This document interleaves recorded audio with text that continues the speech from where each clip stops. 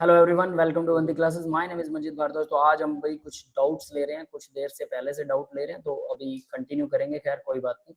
तो देखिए, तो मैं क्या बता रहा था कि मैंने एक एक्सपेरिमेंट किया था। वो एक्सपेरिमेंट बताता हूँ, आपको समझ में आ जाएगा कि मैं क्या करूँ। मैंने ना बचपन में छठी सातवीं क्लास में था, तो भाई उस टाइम पे हालात इतने अच्छे नहीं थे। आप लोगों के फिर भी काफी अच्छे हालात हैं, ठीक है। तो और मेरे हालात इतने अच्छे नहीं थे, तो हमें कुल्फी वुल्फी नहीं मिला करती थी, ठीक है। तो हमारे एक अंकल जी थे, वो मतलब हमारे पड़ोसी थे। तो उनके फ्रिज में, सोचिए हमारे पास फ्रिज भी नहीं था, कुल्फी तो दूर की बात। उनके फ्रिज में मैंने दूध रखा। भी मेरे को पता था दूध से कुल्फी बनती है, बस इतना ही पता था दूध से कुल्फी बनती है। कस्टर्ड वस्टर्ड मिलाते हैं, पता नहीं क्या क्या चोचले करते हैं, ये तो हमें पता ही नहीं था। तो मुझे लगा था कि दूध से कुल्फी बनती है, मगर दूध में डालो चीनी और चीनी को रख दो फ्रिज में, वो फ्रीजर के अंदर जम जाएगी और कुल्फी खा लो। ये तो सिंपल है ना। तो मुझे लगा उतनी गाढ़ी बन जाएगी, तो मैंने उसमें चीनी मिलाई, रख दिया फ्रिज में। उतनी गाढ़ी तो नहीं बनी, तो मेरे को लगा कि यार कुछ और भी होता है उसमें, कलर वलर कुछ फ्लेवर वलर कुछ होता होगा, ठीक है, एक्सेप्टेड, बात खत्म। लेकिन उसके बाद वो मीठी नहीं लग रही थी मुझे। It was not so sweet, जितना जो दूसरी कुल्फी मीठी होती है उतनी नहीं थी। मुझे लगा चीनी कम रहेगी। नेक्स्ट टाइम मैंने ज्यादा डाली, उससे नेक्स्ट टाइम मैंने और ज्यादा डाली। अब मैंने देखा तीसरे टाइम कि भाई चीनी जो है नीचे बैठी पड़ी है, नीचे बैठ गई। अच्छा। मुझे लगा चीनी लास्ट टाइम घुली नहीं थी, समझ रहे हो मेरी बात, इसलिए नीचे बैठ गई। तो मैंने अगली बार क्या किया, दूध गर्म किया, गर्म करके अच्छी तरह से डिजोल्व किया, नीचे चम्मच मार मार के यूं दिखा देखा उठा उठा के कि घुली के नहीं, घुली के नहीं, घुल गई, पूरी घुल गई, कोई दिक्कत नहीं है। जब मैंने उसको ठंडा किया, मतलब फ्रिज में रख दिया ठंडा करके, अब मैंने उसको चेक नहीं किया, लेकिन जब बिल्कुल ठंडा हो गया हो, तो फ्रीजर में जब मैंने फिर से कुल्फी खाई, तो कुल्फी के नीचे, सबसे नीचे मेरे को फिर से मिल गई चीनी। समझ में आ गई बात। अब मेरे में अकल यस थी सर। नहीं, मैं था छोटा। तो मुझे लगा कि यार इस बार पूरा गर्म करूंगा, ऐसे कैसे चीनी रह जाएगी, पिछली बार भी रह गई थी। अगली बार फिर से रिजल्ट फिर भी सेम आ रहा है, चीनी और ज्यादा मिला दी, यस सर। लेकिन फिर भी रिजल्ट वो और ज्यादा नीचे बैठ गई, क्योंकि हमें पता है सैचुरेटेड सॉल्यूशन एक पर्टिकुलर टेम्परेचर पर, फिक्स टेम्परेचर पर बनता है। Yes. Yes yes sir, of तो कोर्स। अभी पता है, पहले नहीं पता था। तो जैसे ही टेम्परेचर डाउन होएगा 0 डिग्री पर, जितनी चीनी घुलनी है सिर्फ उतनी घुल पाएगी, उससे ज्यादा नहीं घुल पाएगी। क्लियर है। हाँ। Yes sir. टेम्परेचर बढ़ाने पर चीनी का घुलनशीलता बढ़ जाती है, लेकिन सबके साथ ऐसा नहीं होता, कईयों के साथ उल्टा होता है। इसका मतलब चीनी को जब हम घोलते हैं, तो चीनी एनवायरमेंट से, बाहर के एनवायरमेंट से क्या ले रही है, एनर्जी ले रही है। अगर ठंडे पानी में चीनी डिजोल्व करोगे, तो उसको एनर्जी मिलेगी नहीं, एनर्जी मिले बिना वो घुलेगी नहीं। समझ गए, ये एंडोथर्मिक होता है। यहां पर भी वही है, डेल्टा एंथैल्पी जो पॉजिटिव है, पॉजिटिव मतलब हम दे रहे हैं, किसको दे रहे हैं, सिस्टम को दे रहे हैं। हम सिस्टम को जब एनर्जी देते हैं वो पॉजिटिव होती है, ठीक है, और हमें मिल रही है तो नेगेटिव होती है। तो हम दे रहे हैं, इसका मतलब ये जो है डेल्टा एच अगर पॉजिटिव है, तो इसका मतलब हम एनर्जी दे रहे हैं। वो प्रोसेस एंडोथर्मिक है, मतलब दोनों सोलवेंट को जब दोनों जो आपके पास लिक्विड है, जब दोनों को मिलाते हैं, तो एंडोथर्मिक प्रोसेस होती है, यानी वो एनर्जी लेते हैं, एब्जॉर्ब करता है वो सिस्टम। एक्सोथर्मिक, एक्सोथर्मिक भी हो सकती है, मतलब हमें एनर्जी दे वो जब घुलेगा। कुछ सिस्टम जैसे HCl, पानी के अंदर HCl को बोलो, acids are always exothermic in nature, है ना। पानी गर्म हो जाएगा, यस सर। ठंडा HCl लो, ठंडा पानी लो, दोनों ठंडे लो, बहुत जल्दी घुल जाएंगे, ठंडा लोगे तो बहुत जल्दी। तो आपने दोनों को डिसोल्व किया, अब गर्म हो जाएगा सॉल्यूशन। इसका मतलब ये एक्सोथर्मिक है। लेकिन कुछ सॉल्यूशंस को आपस में मिक्स करने पर वो ठंडे हो जाते हैं, मतलब वो एंडोथर्मिक है। ये भी ऐसे ही, पॉजिटिव डेविएशन और नेगेटिव डेविएशन में डेल्टा एच की वैल्यू पॉजिटिव होती है और नेगेटिव होती है। समझ गए। यस सर, बहुत अच्छा समझाया सर आपने। अब ये मुझे था लाइफ एंथैल्पी का लॉन्ग केस, रहेगा। ठीक है। चलो, उसको और सर प्रैक्टिस करोगे डेल्टा तो वी लाइफ का बता लॉन्ग दीजिए। रहेगा बेटा। हाँ, डेल्टा वी पॉजिटिव क्यों रहेगा? डेल्टा वी बताता हूँ। अब देखो होना क्या चाहिए, आइडियल सॉल्यूशन वो होता है जिसमें डेल्टा एच की वैल्यू 0 होती है, ना वो एनर्जी लेगा ना वो एनर्जी देगा। लेकिन नॉन आइडियल है सॉल्यूशन, तो या तो पॉजिटिव डेविएशन नेगेटिव डेविएशन, या तो पॉजिटिव एनर्जी या तो हमें देनी पड़ेगी या हमें मिलेगी। अब डेल्टा वी क्या होता है, ये कहता है कि मान लीजिए 1 लीटर HCl में आपने 1 लीटर पानी मिला दिया, टोटल सॉल्यूशन कितना होना चाहिए, 2 litre. Is not this yes sir, you are right. Simple. लेकिन ये कहता है कि अगर नॉन आइडियल सॉल्यूशन है तो 2 लीटर नहीं होता, वो 2 लीटर से या तो कम हो जाएगा उसका वॉल्यूम, या ज्यादा हो जाएगा। अब हमें लगेगा ऐसा तो पॉसिबल नहीं है। क्यों नहीं है भाई, मॉलिक्यूल ज्यादा पास आ गया, अट्रैक्शन ज्यादा हो गया, तो उसका वॉल्यूम कंडेंस नहीं हो जाएगा, वॉल्यूम कम हो गया। मॉलिक्यूल अब कम कितना, मतलब यूं नहीं है कि आपने 1 लीटर मिलाया और दूसरा भी 1 लीटर मिलाया तो वॉल्यूम रह गया टोटली 1.5 लीटर। ऐसा नहीं होने वाला, आधा आधा लीटर का फर्क नहीं पड़ने वाला, फर्क पड़ेगा पॉइंटों में, 1 ml का फर्क पड़ गया, समझ गए, ओके। लेकिन फर्क पड़ेगा। तो या तो 1 ml कम हो जाएगा या 1 ml ज्यादा हो जाएगा, है ना। तो इस तरह से उसको बोलते हैं डेल्टा वी जो है वो 0 होना चाहिए आइडियल सॉल्यूशन के लिए। लेकिन अगर आइडियल नहीं है यस। तो या तो वो पॉजिटिव होगा, डेल्टा वी की वैल्यू पॉजिटिव, पॉजिटिव डेविएशन के लिए, नेगेटिव नेगेटिव डेविएशन के लिए, दैट्स इट। तो डेल्टा वी पॉजिटिव है, मतलब इसमें मतलब चेंज होगा या नहीं? मतलब पॉजिटिव नेगेटिव से हाँ हमें क्या होगा ना, इंटरप्रेट करना है? पॉजिटिव है इसका मतलब वॉल्यूम बढ़ गया, पॉजिटिव डेविएशन में अच्छा, वॉल्यूम बढ़ जाता है, अच्छा, और नेगेटिव में घट गया। कम हो गया, हाँ टोटल वॉल्यूम जितना होना चाहिए उससे कम हो गया, इसका मतलब ये है। ओह! सही है, ठीक ठीक है, है। और sir delta delta S entropy greater than 0 है, मतलब सर इसका तो वही है कि 0 कभी नहीं होगा, 0 से ज़्यादा ही रहेगा, हाँ जो कि एंट्रोपी एंट्रोपी होगी 0 से टोटल। ज्यादा बढ़ जाएगी और एंट्रोपी कम भी हो सकती है, पॉजिटिव में बढ़ेगी कैसे? नेगेटिव में कम हो जाएगी। पॉजिटिव में बढ़ेगी और नेगेटिव में कम हो जाएगी? सर हम्म नहीं, नेगेटिव में भी ग्रेटर देन 0 ही रहेगी। एंट्रोपी ऑफ दिस, अच्छा हाँ हाँ हाँ ठीक है, अभी मैं गलत सोच रहा हूँ, एंट्रोपी हमेशा ग्रेटर देन 0 रहेगी। इसका रीजन बताता हूँ, देखिए एंट्रोपी क्या होती है पता है, रैंडमनेस। रैंडमनेस तो है डेल्टा जी, वो सब ठीक है, लेकिन ये सिर्फ इतना वर्ड से काम नहीं चलता। अब मैं आपको इसका असली हाँ चीज सर। बताता हूँ, असली असली में है क्या एंट्रोपी वो बता देता हूँ। देखो कोई भी चीज, हम कपड़े साफ करते हैं गंदे यस हो सर। जाते हैं, हम रोज नहाते हैं हम गंदे हो जाते हैं, है यस ना। सर। कोई भी चीज आप डस्टिंग करते हैं, रोज पोछा मारते हैं हमारे मम्मी, है ना, वो गंदे हो जाते हैं। हुँ। रोटी अपने आप नहीं यस सर। बनती, हमें बनानी पड़ती है, ठीक है। कोई भी चीज जो अपने आप हो रही है, ठीक है, इसका मतलब उसकी एंट्रोपी बढ़ रही है, वो कंफ्यूज हो रही है, वो प्योर नहीं हो रही, वो इम्प्योर हो रही है। कभी आपने सुना है कि पानी अपने आप प्योर हो जाता है? नहीं होता, अपने आप नहीं। प्योर नहीं होगा, हमें एनर्जी देनी पड़ेगी प्योर करने के लिए। किसी भी चीज को प्योर करने के लिए हम एनर्जी देते हैं। और दूसरी चीज, दूसरी ओर कोई भी चीज अपने आप पड़ी पड़ी खराब हो जाती है। लोहे को पड़े पड़े जंग लग जाता है, लोहा प्योर फॉर्म हुँ। में नहीं आता, बल्कि वो आयरन ऑक्साइड की फॉर्म में ही ज्यादा स्टेबल है, ठीक है, iron yes pure sir. Form में स्टेबल नहीं है। हर चीज इम्प्योरिटी की तरफ जाती है, हमें सिस्टम बनाना पड़ता है। मान लीजिए आप लोगों को हम पढ़ा रहे हैं, आप लोग पढ़ रहे हो, आपका भी जोर लग रहा होगा डेफिनेटली, रोज टीचर की क्लास लगाना, ठीक है, उसका अरेंजमेंट करना, उस टाइम पर इंटरनेट होना, कभी हो सकता है आप बाहर बैठे हो, आप बाहर बैठे के क्लास लगा रहे हो, मामा चाचा के घर चले गए, गाँव में चले गए, वहां पर बैठे क्लास लगा रहे हो, समझ रहे हो। यानी यहाँ पर आपको तकलीफ हो रही है, ऐसा नहीं कि क्लास अपने आप अरेंज हो रही है, ऑटोमेटिक अरेंज नहीं हो रही क्लास, उसके लिए जोर पड़ रहा यस है, सर। पूरा ऑर्गेनाइजेशन काम कर रहा है, बैकएंड टीम काम कर रही है, और तब जाके क्लास ऑर्गेनाइज हो पा रही है। बैकएंड टीम आपको मैसेज ना भेजे, मैं आपको मैसेज भेजूं तो भाई मेरा सारा दिन ही मैसेज लगाने में चला जाएगा, सारे के सारे व्हाट्सएप ग्रुप और सबके अंदर आपको ओपन क्लास का मैसेज भेजना, ठीक है, उसको लिखना, और उसके बाद में मुझे यस लेक्चर सर। भी देखना पड़ता है, मैं क्या पढ़ाने वाला हूँ वो भी तैयार करना पड़ता है ना, क्योंकि ऑब्वियस है जो चीज मैं पढ़ा रहा हूँ उसकी स्लाइडें तैयार करनी पड़ती है मुझे। तो वो यस सर। यस। हालांकि वो हमारी बैकएंड टीम आजकल कह रहे हैं कि कुछ दिन बाद करने लग जाएगी, ऑपरेशन टीम जो हमें स्लाइडें प्रोवाइड करेगी, लेकिन अभी प्रोवाइड नहीं हो रही है, तो वो भी करनी पड़ती हैं। तो स्लाइड में क्या डालना है क्या यस नहीं सर। डालना है, कितना लेसन करवाना है, कितने दिन में खत्म होना चाहिए लेसन, ये भी एक स्ट्रेस होता है कि अगर आप बहुत लंबा खींच देंगे, बहुत ज्यादा अच्छा पढ़ा देंगे तो बहुत लंबा खींच जाएगा। लंबा खींचने का मतलब होता है टाइम हमारे पास लेस रह जाएगा, तो लास्ट तक तो लेसन ही पूरे नहीं होंगे, वो भी अच्छी बात नहीं है।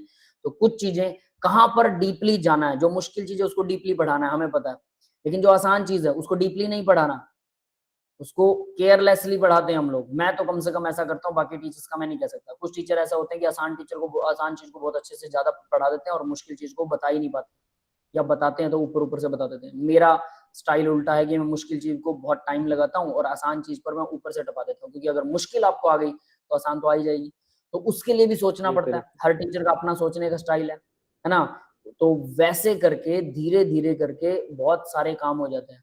और सोचिए सब चीजों का हमें भी स्ट्रेस होता है, आपको भी क्लास लगाने का स्ट्रेस है, और सिर्फ नॉट ओनली क्लास लगाने का, उसके बाद आपको पढ़ना भी पड़ता है, याद भी करना पड़ता है। ये सब काम कहीं ना कहीं आपको टेंशन देते हैं, वो अपने आप नहीं हो रहे हैं, these are not happening automatic, we have to do। Automatic क्या होता है, घास अपने आप उग जाती है, जानवर देखता है खा लेता है, वो जानवर है, हमें मैनेज करना पड़ता है, हमें अरेंज करना पड़ता है। Are you getting me guys? ये अरेंजमेंट ही एंट्रोपी का सत्यानाश है। यही थर्मो बोलती है कि अगर आप किसी चीज का अरेंजमेंट कर रहे हो, डेफिनेटली उस चीज की एंट्रोपी को घटा रहे हो, आप घटा रहे हो। और अरेंजमेंट से डिसअरेंजमेंट अपने आप हो जाता है, उसको बोलते हैं आप उसकी एंट्रोपी को बढ़ा रहे हो। दो चीजें जब मिक्स हो जाती है, अब मान लीजिए एक ऑक्सीजन गैस है, एक नाइट्रोजन गैस है, बॉक्स में रखी हुई है, दोनों के बीच में एक पार्टीशन है, दोनों को अलग अलग करके रखा हुआ है। या मान लो दो कमरों में, एक में ऑक्सीजन भर दी, एक में नाइट्रोजन, आपने एक कमरे का दरवाजा खोल दिया, दरवाजा खुल गया, तो दोनों गैसेस अपने आप मिक्स हो जाएंगी। ऑटोमेटिक जो प्रोसेस होती है वो एंट्रोपी को बढ़ाती है, इसको बोलते हैं एंट्रोपी इंक्रीज हो रही है। और अगर हम उसको सेपरेट करना चाहें, अगर हम उसको अरेंज करना चाहें, अगर हम उसको सिस्टम की तरह, साफ सफाई है जैसे हमारे घर की साफ सफाई है, इसको भी क्या बोलेंगे, ये अपने आप नहीं होती। गंदी चीजें अपने आप हो जाती हैं, लेकिन साफ हमें करनी पड़ती है, एनर्जी लगती है उसके लिए। तो यानी कि किसी चीज को, अगर आप किसी चीज में आपकी एनर्जी लग रही है, पक्के तौर पर उसकी एंट्रोपी ज्यादा थी, आपने उसकी एंट्रोपी अब कम किया, एनर्जी लगा। बट ये एक वन ऑफ द फैक्टर, अब यहाँ पर एक और कंफ्यूजन क्रिएट होती है, ये वन ऑफ द फैक्टर है। कई बार एनर्जी लग रही होती है और सिस्टम की एंट्रोपी कम नहीं हो रही, ज्यादा हो रही होती है, ये भी प्रॉब्लम है। समझ, क्योंकि यहाँ टेम्परेचर भी रैंडमनेस में एक बहुत बड़ा रोल प्ले करता है, टेम्परेचर भी एंट्रोपी में बहुत बड़ा रोल प्ले करता है। टेम्परेचर इनवर्सली प्रॉब्लम, इनवर्सली वो है, क्या बोलते हैं उसको, प्रोपोर्शनल। समझ गए? तो डेल्टा एस जो होता है उसका एक जनरल फॉर्मूला बताता हूँ, इस फॉर्मूले को समझना इसी का महाभारत लगता है लोगों को। डेल्टा एस जो है वो इक्वल है delta Q by t, by d t नहीं है, याद रख लेना, ये डी टी नहीं है, डेल्टा टी नहीं है, ये चीज मिस कर जाते हैं सभी। This is not delta t, are you getting me? Sir ये डेल्टा क्यू क्या है? डेल्टा टी तो है ही नहीं, टी है ओनली, क्या कह रहे हो? नहीं नहीं, ये टी के ऊपर क्या है, डेल्टा क्यू क्या है? क्यू, अच्छा ये हीट है, हीट, चेंज इन हीट। अब हीट क्या होती है, हीट, ये प्रॉब्लम आती है, हीट क्या होती है, टेम्परेचर क्या होता है और हीट क्या होती है। अब दोनों को डिफाइन करना यहाँ महाभारत चप्पल मतलब महाभारत वाला काम हो जाता है, मुश्किल काम हो जाता है। इसलिए ये चीज लोग समझ नहीं पाते, ये बहुत गहरी चीज है, इसको थोड़ा बताने की कोशिश करूंगा। 100 डिग्री सेल्सियस टेम्परेचर पर, 100 डिग्री सेल्सियस टेम्परेचर पर मॉलिक्यूल्स बहुत स्पीड से क्या कर रहे होते हैं, मूव कर रहे होते हैं, काइनेटिक एनर्जी बहुत ज्यादा होती है ना। अब मैंने 100 से 101 कर दिया, टेम्परेचर क्या किया, 1 डिग्री सेल्सियस बढ़ा दिया, ठीक है। काइनेटिक एनर्जी में कितना फर्क पड़ेगा? बहुत थोड़ा सा पड़ेगा, लेकिन पड़े तो का, समझ रहे हो? अब देखिए जरा, और ये मैं बात कर रहा हूँ 100 डिग्री सेल्सियस पर, सपोज दैट कि हम वाटर के मॉलिक्यूल्स की बात कर रहे हैं, 100 से 101 कर दिया, वाटर के सारे मॉलिक्यूल अब वेपर बन गए। अब बताओ, अच्छा, काइनेटिक एनर्जी में फर्क पड़ेगा कि नहीं? हाँ सर पड़ेगा। बहुत ज्यादा नहीं पड़ेगा, हाँ समझ गया। सारे वेपर बन गए, समझ में आ गया? हाँ मतलब 1%, 1 डिग्री आपने बढ़ाया, 1 डिग्री में सारे भाप बन गए।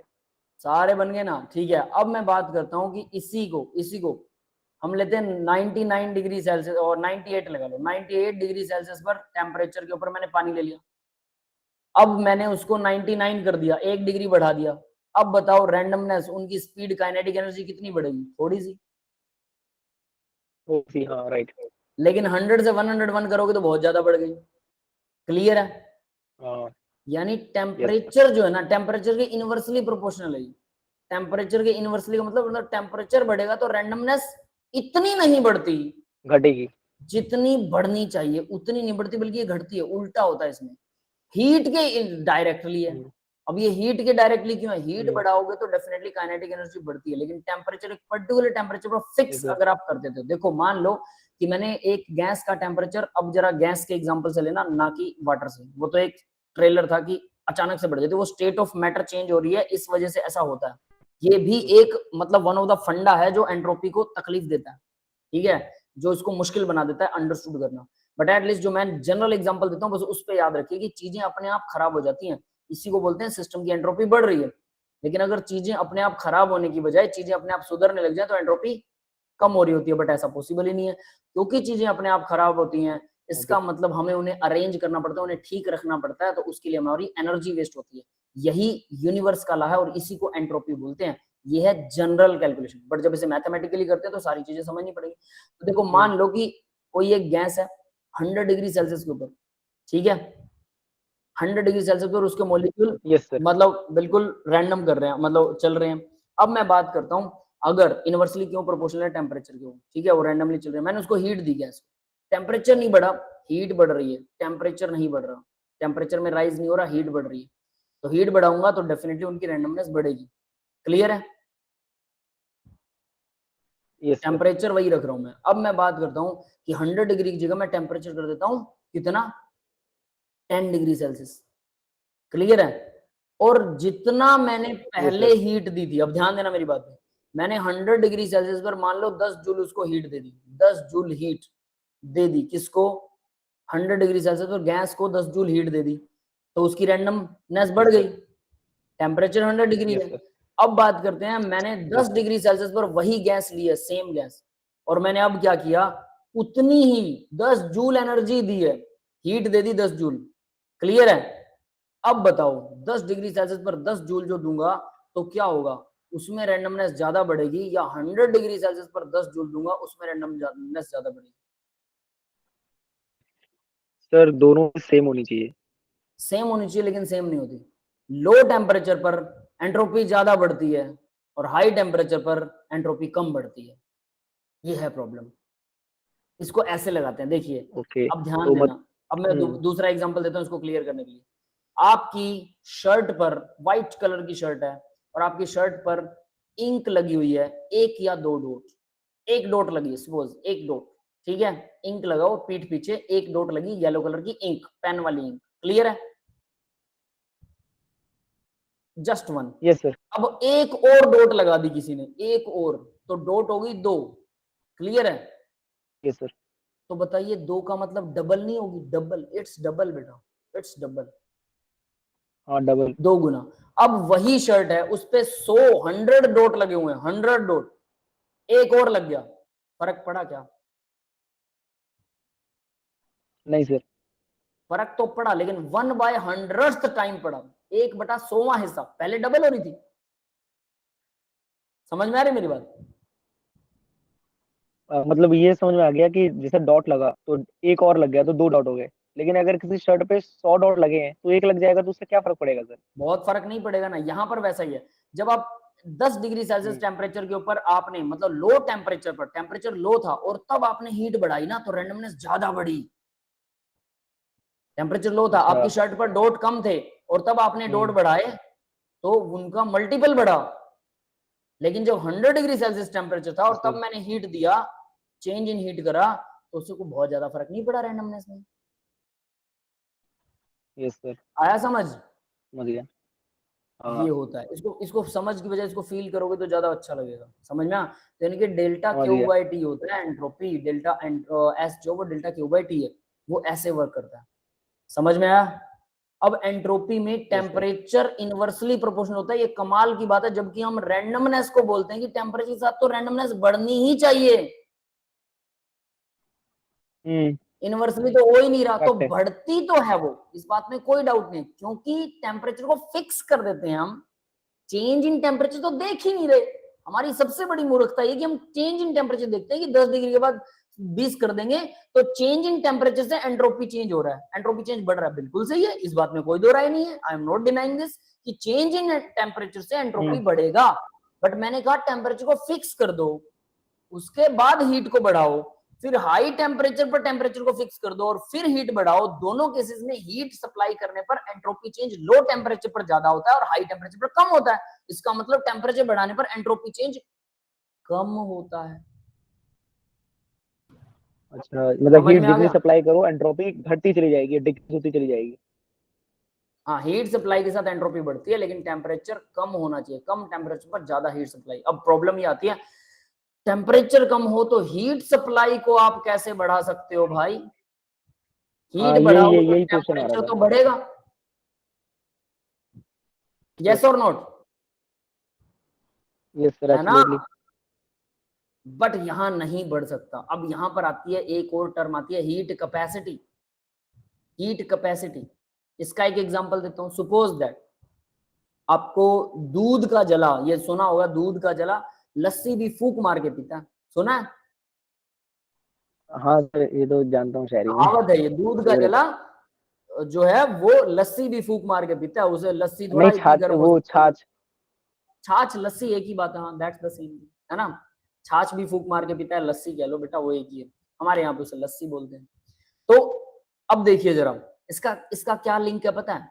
आप पर अगर गर्म पानी गिर जाए, बॉडी पर 100 डिग्री सेल्सियस पर बॉईल हुआ हुआ अगर आपके शरीर पर पानी गिर गया, हाथ पर पानी गिर गया 100 डिग्री सेल्सियस वाला बॉईल वाला, बर्न होगा, डेफिनेटली होगा। अब वही चीज गर्म दूध, उबला हुआ दूध अगर आपके हाथ पर गिर गया तो बर्निंग ज्यादा होती है। टेम्परेचर दोनों का सेम था पर बर्निंग ज्यादा होती है। दूध का जला ज्यादा जलता है बजाय कि पानी के। अब भाई टेम्परेचर जब दोनों का सेम है तो फिर ज्यादा क्यों जलता है? यहां पर टर्म आती है हीट कैपेसिटी। दूध भाई साहब की, मिल्क की हीट कैपेसिटी ज्यादा होती, वो हीट को कैपेस्ट करके रख सकता है ज्यादा। समझ में आ? तो जब वो दूध हमारे हाथ पर गिरता है तो वो उसकी हीट कैपेसिटी हम लोग उसको टॉलरेट करते हैं। पानी की हीट कैपेसिटी कम होती है, ऐसा कह लो। हालांकि पानी की हीट कैपेसिटी बहुत होती है, ये बता देता हूँ। जैसे समुद्र के इलाके, जो समुद्र के इलाके के पास जितने भी आप लोग ये देखते हो, क्या बोलते हैं इनको, जो बस्तियां हैं, जो शहर हैं, वहां पर हमेशा ठंड रहती है, नॉर्मल एनवायरनमेंट रहता है, ना गर्मी ज्यादा आती है ना सर्दी ज्यादा आती है, क्योंकि हीट कैपेसिटी वाटर की बहुत ज्यादा है। जो सोइल है उसकी हीट कैपेसिटी कम होती है, तो सोइल वाले इलाके या रेतीले इलाके की हीट कैपेसिटी तो और भी कम होती है। रेतीला इलाका, उसकी हीट कैपेसिटी और भी कम होती है। रेत वाले इलाके में क्या होता है कि जब सनलाइट पड़ती है रेत वाले इलाके में, सिर्फ ये एक फॉर्मूला समझाने की कोशिश करता हूँ, delta S equal Q by T, इसी के लिए सारी कहानी बता रहा हूँ, याद रखना। रेत वाले इलाके में रेत क्या करती है, बहुत जल्दी गर्म हो जाती है, ठंडी करोगे बहुत जल्दी हो जाती है। मतलब उसमें हीट कैपेसिटी नहीं है, जितनी हीट ली वो बाहर दिखाएगा, टेम्परेचर के राइज में दिखा देगा। अब ये याद रखना, हीट टेम्परेचर के राइज में दिख रही है, जितनी ले रहा उतनी, बट पानी जितनी हीट ले रहा है उतनी नहीं दिखाएगा टेम्परेचर के राइज में। ये बात समझ में आई मेरी? अच्छा, मतलब टेम्परेचर बढ़ा लोगे आप 100 डिग्री पे कर दोगे तो उसका बहुत कम दिखाएगा। हाँ, और जैसे दूध हो वो गया, बताता हूँ तो कैसे, दूध सुनिए को अगर सुनिए, 100 इसको डिग्री ऐसे दोगे लगा आप दें। तो वो थोड़ा ज्यादा दिखाएगा। यहाँ पर आपके पास में एक लिक्विड है, आप इसको गर्म कर रहे हो, ठीक है, और आपने 10 मिनट के लिए बर्नर चला दिया, 10 मिनट के लिए बर्नर चला दिया। सेम एक दूसरा लिक्विड है, इसको गर्म कर रहे हो, ठीक है, और यहाँ पर भी आपने सेम बर्नर, हाइपोथेटिकली ले लेते हैं कि बिल्कुल एनर्जी जो है वो बिल्कुल सेम दी हमने दोनों बर्नर्स को, हाइपोथेटिकली, ठीक है। ये भी 10 मिनट के लिए बर्नर चला दिया, दोनों बर्नर 10 मिनट के लिए चल रहे हैं। तो यहाँ से एक चीज कंफर्म होती है कि अगर मैं उसको हीट कर रहा हूँ, दोनों बर्नर को सेम हीट दे दी मैंने लिक्विड दोनों को अलग रखा, अमाउंट लिक्विड का सेम है, दोनों में 1 लीटर है, लेकिन दोनों लिक्विड अलग अलग है। एक मैं रखता हूँ, मान लीजिए मिल्क रखूं या एथेनॉल लगा लो, एक में एथेनॉल रखता हूँ और दूसरे में के अंदर पानी। अब जिसकी हीट कैपेसिटी ज्यादा है, जब थर्मामीटर लगाओगे, दोनों का टेम्परेचर, हमने 10-10 मिनट बर्नर लगाया था, दोनों रूम टेम्परेचर से उठाए थे, तो रूम टेम्परेचर पे दोनों का टेम्परेचर सेम होना चाहिए, है ना। 10 मिनट बर्नर चलाया, हो क्या सकता है, पक्के तौर पर एक लिक्विड का टेम्परेचर आएगा कम। मान लो कि 10 मिनट बर्नर चलाने के बाद पानी का टेम्परेचर हो गया 60 डिग्री सेल्सियस, 1 लीटर पानी। और एथेनॉल का, सपोज दैट, हाइपोथेटिकल, मुझे नहीं पता किसका कम ज्यादा होगा, बट मैं अंदाजा बता रहा हूँ, एथेनॉल का आता है 55 डिग्री सेल्सियस। क्लियर है? 5 डिग्री कहां गया, दोनों को सेम हीट दी है, अमाउंट भी सेम है, वो उसने अंदर ग्रैब कर लिया, बाहर नहीं दिखा रहा भाई साहब, कहां गया, अंदर। मॉलिक्यूल्स की स्पीड बढ़ा दी, रैंडमनेस मॉलिक्यूल्स की बढ़ गई, अंदर ही अंदर, अंदर सहन कर गया, सहन शक्ति, that is called heat capacity, capacity power, सहन करने की पावर। समझ में आ गया? यस सर, आ रहा है। सभी मॉलिक्यूल्स की हीट कैपेसिटी अलग अलग होती है। इस वजह से टेम्परेचर फिक्स करने पर जब आप उसे हीट देंगे तो जिसकी हीट कैपेसिटी ज्यादा है वो रैंडमनेस ज्यादा करेगा क्योंकि उसके अंदर हीट ट्रैप्ड है। हाँ, वो ट्रैप अंदर रखता है, वो टेम्परेचर भी दिखाएगा। समझ गई? ये वजह है कि एंट्रोपी जो वो क्यों बढ़ती है, ठीक है, यानी टेम्परेचर के इनवर्सली। समझ में आया? कुछ आइडिया लगा होगा, है ना? हाँ सर, पूरा ही लग गया। इस फॉर्मूले के ऊपर कम से कम 20 न्यूमेरिकल करोगे ना, तब ये अंदर अंशों में घुस जाएगा। फिर आपको सामने चीजें नजर आएंगी, हीट कैपेसिटी क्या होती है, उसका फॉर्मूला क्या है, कैसे वर्क करती है, वो सब कुछ बेटा तभी आएगा जब आप न्यूमेरिकल लगाओगे। Yes sir. और सर एक स्टेटमेंट था इसके पास, the energy absorbed when solute and solvent bonds are broken is less than the energy released when solvent bond is formed. इसका क्या होगा सर स्टेटमेंट का ये मतलब? वही है वो ए बी बी वाला, ए और ए के बीच में जो बॉन्ड बनता है और बी के बीच में जो बनता है और बाद में ए और बी का जो बनेगा ए बी अच्छा हाँ समझ गया लाइन पकड़ ली सर मैंने, आपने बताया था अभी। हाँ ये वही है। और एक और इसमें लिखा हुआ है कि molecular attraction increases after mixing, molecules are drawn closer to each other as a result volume decreases. हाँ ए और बी की अगर अट्रैक्शन ज्यादा है तो पास ज्यादा आ जाएंगे, पास ज्यादा आ जाएंगे तो वॉल्यूम। ये भी समझ आ गया, ठीक है सर। और एक था if any volatile strong electrolyte is dissolve in H2O it shows negative deviation, for example HNO3 plus H2O HCl plus H2O CH3 CH3O plus CHCl3। इसका क्या होगा मतलब सर? अब पहले लाइन दोबारा बताना, पहले वाली शुरू से। If any volatile strong electrolyte is dissolved in H2O, it shows negative deviation. Volatile strong electrolyte पानी में डिसॉल्व होता है, हाँ तो हाँ पानी उसके साथ स्ट्रॉन्ग इलेक्ट्रोलाइट है और वोलेटाइल है, लेकिन स्ट्रॉन्ग इलेक्ट्रोलाइट है तो नेगेटिव पॉजिटिव इलेक्ट्रोलाइट क्या होता है जो नेगेटिव पॉजिटिव आयंस में टूट जाए। ये सर ठीक है, तो यहाँ पर पानी उनके साथ फंसे तो हाइड्रोजन बॉन्ड बनाएगा बनेगा। ये सर बना कैसे लेगा। बनाएगा वो बता देता हूँ। देखो पानी में नमक डिसॉल्व करते हैं ना, तो सोडियम मान लीजिए सोडियम पर पहुंची, नमक को वाटर जो है स्लाइटली एक मिनट ऑक्सीजन की साइड से पकड़ेगा, slightly negative slightly water dipolar होगा।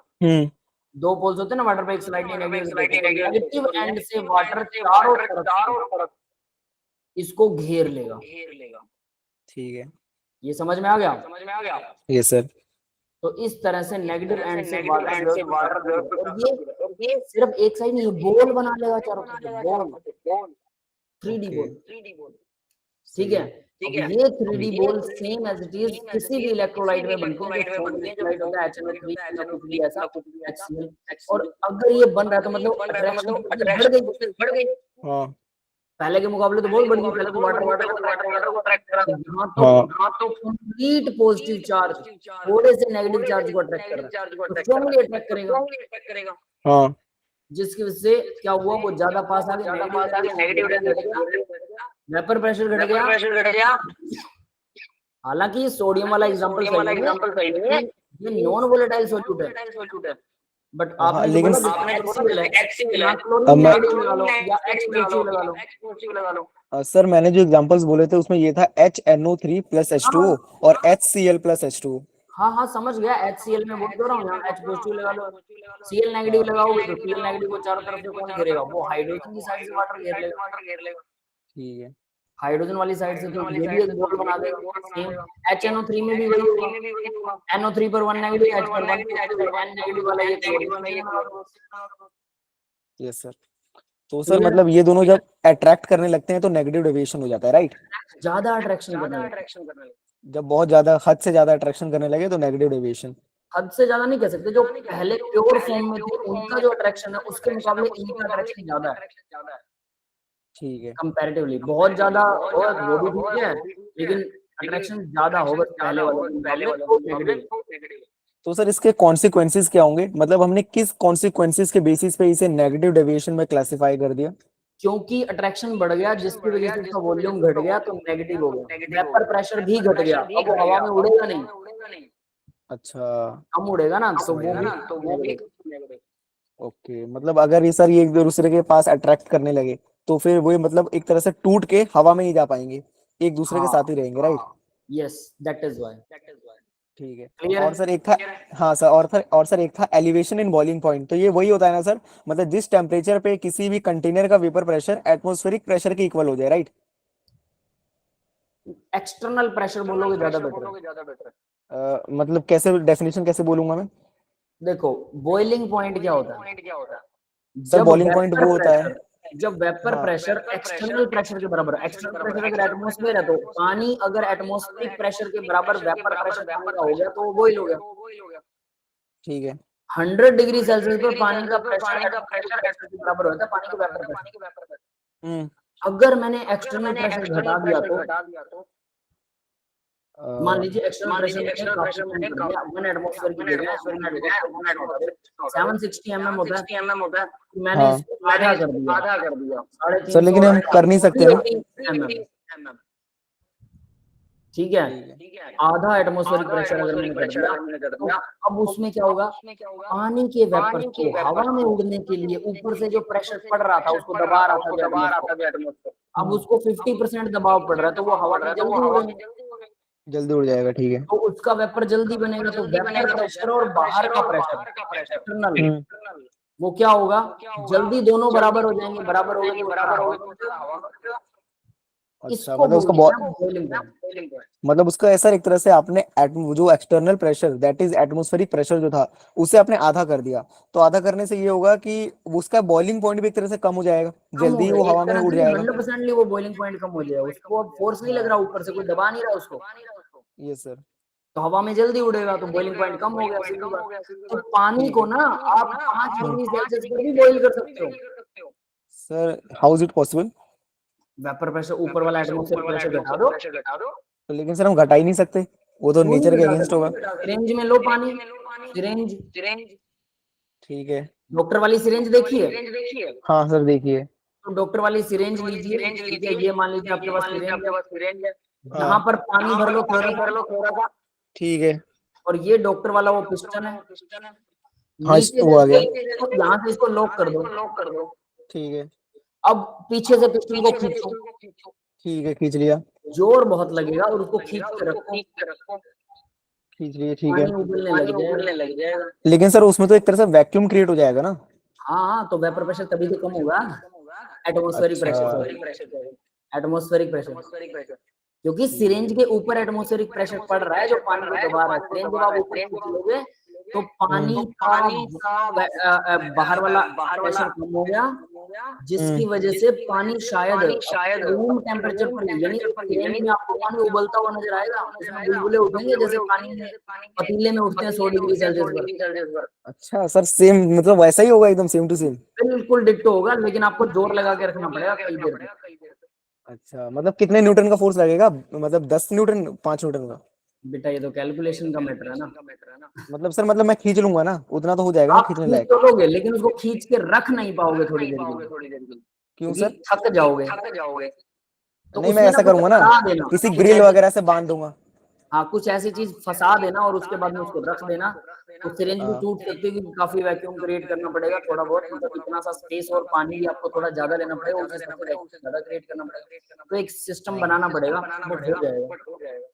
सर कमाल का आपने ये आइडिया बताया, मतलब एक तरह से ना केमिस्ट्री वो होता है ना कुछ एक्टिविटी टाइप, उसमें भी मैं शो कर सकता हूँ, हाँ बिल्कुल बच्चे शो खुश कर हो सकते जाएंगे। हो, लेकिन आपको पता है क्या लगेगा, क्योंकि आप ऊपर खींच रहे हो तो आपका हाथ हिल रहा है ना, तो आपको लगेगा कि ये हाथ हिलने की वजह से शायद ये बबल से उठ रहे हैं, बट एक्चुअली में वो वेपर वो बॉइल हो रहा होता है, ठीक है बॉइल सर। आपके हाथों में बॉइल हो रहा है पानी, और आप उस बॉइल्ड पानी में हाथ लगा सकते हो, अच्छा सर, वो कैसे लगाऊंगा? मतलब बाहर निकाल के अगर ऐसा करो तो मतलब वो बॉइल हो रहा है उस टेम्परेचर उस प्रेशर अच्छा, पर, बट आप उस एनवायरनमेंट में नहीं हो वो एक अलग बात है, बट बॉइल टेम्परेचर के बाहर की जो ट्यूब है उसको आप पकड़ के रख सकते हो। ओ सर, और सर अगर मान के चलिए मैंने कर लिया, उसके बाद से मैं पानी निकालूंगा तो पानी गर्म तो होगा ना, जैसे बॉइलिंग का गर्म हो जाता है? क्यों गर्म होगा, वो बेटा रूम टेम्परेचर पे बॉइल हुआ है, रूम टेम्परेचर पे गर्म क्यों होगा, 100 डिग्री अच्छा, सेल्सियस मतलब हीट टेम्परेचर नहीं थोड़ा बढ़ होगी, रहा है उसमें। हीट नहीं हुई, मतलब हीट नहीं है ना उसके अंदर? नहीं है, बिल्कुल भी नहीं, तभी तो आप उसे पकड़ पाओगे, ओ फिर यही सही तो है। बात है, हमारे दिमाग में घुस जाता है कि पानी 100 डिग्री पर बॉइल होता है तो 100 डिग्री है, लेकिन एक्चुअल में बॉइलिंग टेम्परेचर का असली मतलब होता है कि एक्सटर्नल प्रेशर यस सर, और पानी के वेपर का प्रेशर बराबर हो जाए, यस वो समझ होता है गया सर। बॉइलिंग। और सर इसमें ना एक फॉर्मूला लिखा हुआ है, ये तो बहुत समझ आ गया मुझे, T b greater than T b not, इसका मतलब क्या होगा सर? मतलब कह रहे थे टी बी, मान लीजिए बॉइलिंग पॉइंट है सॉल्यूशन का, मतलब कह रहे हैं जैसे टी बी जो है बॉइलिंग पॉइंट है सॉल्यूशन का, तो जो टी बी होगा वो ग्रेटर देन होगा टी बी नॉट के। टीबी नोट क्या, अच्छा देखो टीबी क्या है, बॉइलिंग पॉइंट, और टीबी नोट क्या है, जब वो मिक्स हो गए थे तब उसका बॉइलिंग पॉइंट, अच्छा, तो मिक्स होने के बाद में जो बॉइलिंग पॉइंट है वो घट गया या बढ़ गया, ये वही चीज दिखा रहा है, positive deviation negative deviation, boiling point घटेगा हाँ, कि बढ़ेगा। तो इसके अंदर जो टी बी था, जो मतलब प्योर ए का बॉइलिंग पॉइंट था, वो मतलब जैसे जो टी बी था, जो बॉइलिंग पॉइंट का जो सॉल्यूशन का बॉइलिंग पॉइंट था, वो ज्यादा क्यों है सर टी बी नॉट के? टीबी नोट था मिक्सचर का, सॉल्यूशन का बॉइलिंग पॉइंट वो कम हो गया, या इलेवेशन मतलब इन बॉइलिंग पॉइंट में तो बढ़ेगा यार। टीबी डैश मुझे लग रहा है आप दूसरी जगह लगा रहे हो, डैश इधर मतलब आएगा, आपके अकॉर्डिंग क्या होगा? ये ये आएगा और ये नहीं लगेगा। हम्म, मतलब क्या है कि बॉइलिंग पॉइंट बढ़ गया, समझ में आया, हाँ हाँ, इलेवेशन इन बॉइलिंग पॉइंट, ये कोलिगेटिव प्रॉपर्टी होती ये सर कॉलिगेटिव है ना। Elevation in boiling point, depression in freezing point, है। यहाँ ये सब कॉलिगेटिव है, ये सब हाँ। मोल्स पे डिपेंड करती है, अमाउंट पे। बॉइलिंग पॉइंट कब बढ़ता है, जब नॉन वोलेटाइल सॉल्यूट डालोगे ना। अब ये यहाँ हाँ वो नहीं है, दोनों सॉल्वेंट नहीं है, नहीं पानी है। में आपने चीनी मिला दी या नमक मिला दिया, जो हाँ, कि नमक हवा नॉन में नहीं वोलेटाइल उड़ सॉलिड है। सकते, जो हवा में नहीं उड़ सकते। Yes sir. पहले हम क्या कर रहे थे, जो आप पहले वाला वो था कि आइडियल सॉल्यूशन वाला, उसमें दोनों सॉल्यूट और जो सॉल्वेंट थे दोनों दोनों लिक्विड थे, वोलेटाइल थे, हाँ, हवा वोलेटाइल में थे। उड़ सकते थे। ये यस इनमें सर। से एक हवा में नहीं उड़ रहा है, ये भी याद रखना अच्छे से। हाँ, उसके अब बाद ये इसमें क्या होगा, घूमता रहेगा। बॉइलिंग पॉइंट इसका ज्यादा होगा, क्योंकि बॉइलिंग पॉइंट क्यों ज्यादा होगा, क्योंकि वो नॉन वोलेटाइल है, वो हवा में उड़ेगा नहीं, तो ये कुछ देखिए एनर्जी नहीं, वेस्ट करेगा। हाँ एक चीज हवा में नहीं उड़ रही है, तो मान लीजिए आपके पास एक पानी है, इसके बीच में यहाँ हम्म नमक के मॉलिक्यूल्स आ गए, हम्म, तो ये इसे हवा में उड़ने में तकलीफ देंगे कि नहीं। देंगे ये सर, जरूर साइडों देंगे। से इसको अट्रैक्ट करेंगे ना, ये घुला हुआ है नमक, मैंने अभी बोला कि NaCl में Na ऐसे घुला होता है, तो यस पानी सर। को ये उड़ने नहीं देगा भाई, यस सर। पकड़ के रखेगा, जिसकी वजह से हाँ, इसका बॉइलिंग। अब मुझे क्या करना है, एक्सटर्नल प्रेशर के बराबर पानी के वेपर का प्रेशर करना है, पर पानी तो हवा में उड़ ही नहीं रहा, तो वेपर कैसे बनेगा। तो वेपर बनाने के लिए मुझे क्या करना पड़ेगा, इसका और जोर लगाना पड़ेगा ताकि वो वेपर बन सके। यस तो बॉइलिंग पॉइंट बढ़ गया, जोर ज्यादा लग रहा है। Yes sir. क्लियर है। तो हाँ, तो सर इसके साथ एक फॉर्मूला आ गया, delta T directly proportional to m which is molality.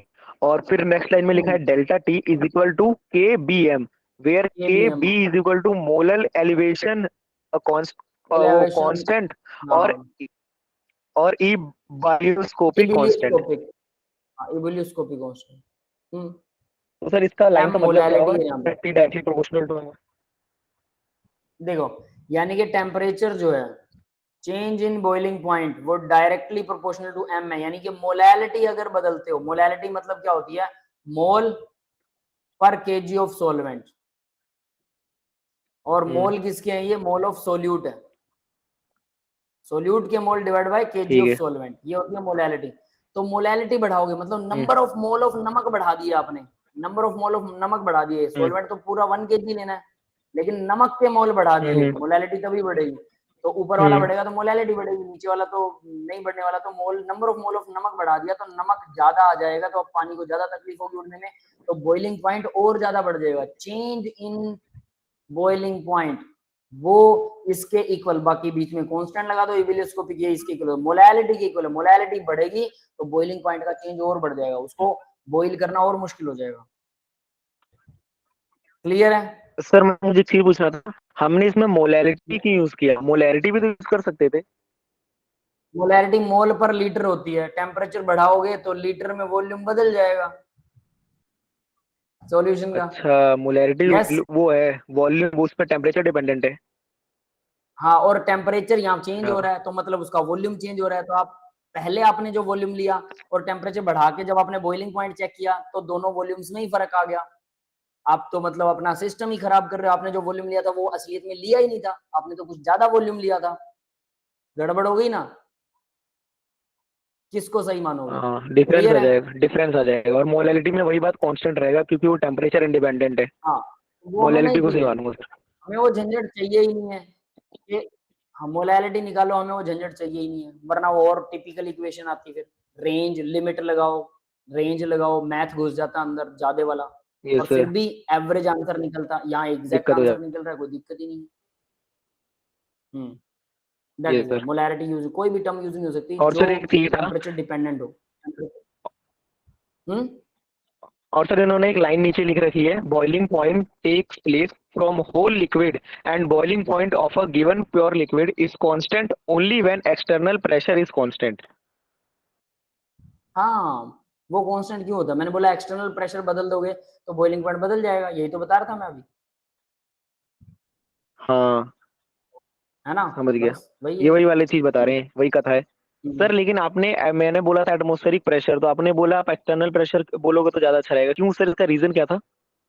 देखो, क्योंकि एक्सटर्नल प्रेशर हमेशा एटमॉस्फेरिक प्रेशर थोड़ा कहोगे आप, क्योंकि हो सकता है कि आप जिस लैब में काम कर रहे हो वहां आप एक्सटर्नल प्रेशर के ऊपर काम कर रहे हो सकता है आपका प्रेशर कम हो या ज्यादा हो। तो जब हम पानी का एक्सटर्नल प्रेशर बदल देते हैं तो उसका बॉइलिंग पॉइंट बदल जाता है। तो आप जब भी बॉइलिंग पॉइंट को डिफाइन करोगे, आप 100 डिग्री सेल्सियस कहोगे, तो इसका मतलब है आप साथ में बोलना पड़ेगा 1 एटमॉस्फेरिक प्रेशर के ऊपर boiling point of water is 100 degree Celsius. लेकिन अगर आपने अच्छा। एटमॉस्फेरिक प्रेशर की जगह पर आपने वो हाफ एटमॉस्फेरिक प्रेशर कर दिया, मैं बोलूं कि वाटर का बॉइलिंग पॉइंट बताइए जबकि एक्सटर्नल प्रेशर जो है वो आधा एटमॉस्फेयर है, तब बताइए, और आप बता दो 100 डिग्री सेल्सियस, तो गलत हो गया ना। Yes sir. और आप हमेशा अगर ये बोलते हो कि बताते हो कि 1 एटमॉस्फेरिक प्रेशर के ऊपर जो बॉइलिंग वेपर प्रेशर जब बराबर हो जाता है एक्सटर्नल के, तो 1 एटमॉस्फेयर के बराबर करो, तो वो जनरल है, हम हमेशा वही करते हैं। लेकिन अगर हम लैब की कंडीशंस की बात करें तो हम बोलेंगे जो बाहर का जो प्रेशर है, लैब में बाहर मैंने कम ले लिया प्रेशर, तब हम्म। तो इसलिए प्योर साइंटिफिक ये होगा ना कि हम लैब वाले प्रेशर के हिसाब से सबको एक साथ ले लें। अगर भाई एक्सटर्नल प्रेशर 1 एटमॉस्फेयर है तो हमने 1 एटमॉस्फेयर ले लिया, ठीक है, एक्सटर्नल तो 1 है। अगर 1 नहीं है तो मैंने लिखा एक्सटर्नल के बराबर होना चाहिए एक्सटर्नल प्रेशर, तो जो है वो आप दे दो, हम उसके हिसाब से कर देंगे, हमें क्या दिक्कत है, एग्जैक्ट वैल्यू तो वो रहेगी ना। मतलब ये ऐसा भी हो सकता है, मान के चलिए मैं कहीं काम कर रहा हूँ, कोई मतलब दूसरा प्लेनेट पे काम कर रहा हूँ, तो एक आदत हो गई एटमॉस्फेरिक प्रेशर की, प्लेनेट तो छोड़ो, वहां पे तो हम अलग अपने होगा। ही एटमॉस्फेयर पे अपने ही प्लेनेट पे काम कर रहे हैं, लेकिन लैब में हम प्रेशर को कंट्रोल कर सकते हैं, इंस्ट्रूमेंट्स होते हैं, हम वहाँ प्रेशर कम या ज्यादा के ऊपर रिएक्शन लगा सकते हैं, सिंपल है ये तो, अच्छा। It's always simple. ओके। तो मतलब अगर ठीक है, आगे चल के हम लैब में काम करते हैं तो लैब का जो प्रेशर हो सकता है वो एटमॉस्फेरिक प्रेशर से डिफरेंट हो जाएगा।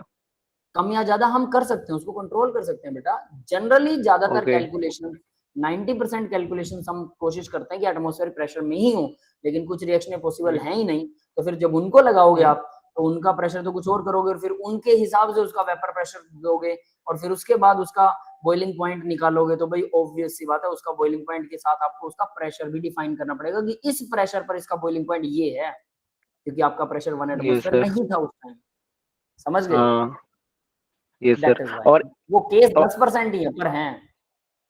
ये सर, और सर एक पॉइंट लिखा हुआ है, the temperature remains constant under constant external pressure. हाँ, तो ये बता तो दिया मैंने, अगर एक्सटर्नल प्रेशर बराबर रहता है तो टेम्परेचर जो है बॉइलिंग टेम्परेचर सेम रहेगा, अगर आपने एक्सटर्नल प्रेशर बदल दिया तो बॉइलिंग टेम्परेचर भी बदल जाएगा। हाँ ये बात, मतलब उससे वेरिएशन होगी, अगर बाहर का जो एटमॉस्फेरिक प्रेशर बदलेगा तो बॉइलिंग बदलेगा। ठीक है। बिल्कुल बदलेगा। और सर एक ये और सर एक टॉपिक था जैसे depression depression in freezing point, जिसमें ये होता है ना कि अगर कोई नॉन वॉल्यूट सॉल्यूट सॉल्यूट है, नॉन वोलेटाइल सॉल्यूट, उसे मैंने ऐड कर दिया किसी भी प्योर सॉल्यूट में, तो उसका फ्रीजिंग पॉइंट डिक्रीज हो जाएगा, और इसी चीज को मैं डिप्रेशन इन फ्रीजिंग पॉइंट बोलूंगा। यस, बिल्कुल, उसका फ्रीजिंग पॉइंट, इसका एक एग्जांपल देता हूँ, बर्फ वाले ना, आपने देखा होगा कि बड़ा बड़ा घड़ा लिया होता है, उसपे लाल कपड़ा लपेट रखा होता है, कुल्फी बेच रहे होते हैं वो, हाँ। देखिए, रेडी के ऊपर हाँ आपने सर। देखे होंगे, वेंडर्स रेडी के ऊपर लगाते हैं वो लोग।